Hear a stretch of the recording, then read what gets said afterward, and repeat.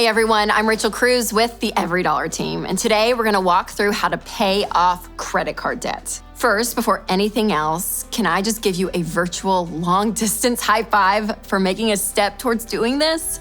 Because this is a big deal. Anytime you decide to pay off any kind of debt, that's a big deal. So good job, you guys, seriously. Okay, now let's talk about 5 things you can start doing today to pay off your credit cards. Number 1, get on a budget. Paying off your credit card debt is a money goal, and the best way to reach any money goal is with a budget. A budget is a plan for your money. It's telling every single dollar where you want it to go. It's giving every dollar a job. And right now, you're telling your money to get to work paying off debt. So you need to budget. Then what? Number 2, stop using your credit cards. If you want to get rid of credit card debt, you should break up with your credit cards. Seriously, it's like ending a bad relationship. If you keep them around or use them every now and then, the temptation for more debt is always right there. So set them on the table and say, it's not me, it's you. You are bad for me and my finances and my future, and we are done. And don't go back, okay? It's time to move forward. So cut them up, get rid of them.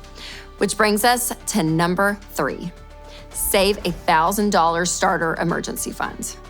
Okay, I hear this excuse all the time. Well, I need my credit card just in case there's an emergency. But you really don't. Yes, emergencies happen, but you don't want to rely on credit cards here. So get yourself $1,000 saved up just for emergencies.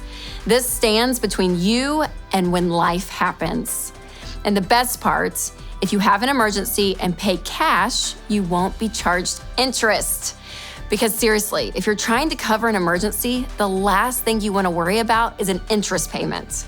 And I know $1,000 may not sound like enough, but this is your starter emergency fund. It's just a buffer.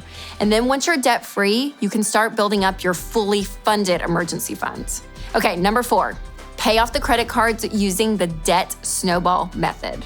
This is the best way to pay off your debts, and it works like this. Step 1, list out all of your debts, smallest to largest, regardless of the interest rate.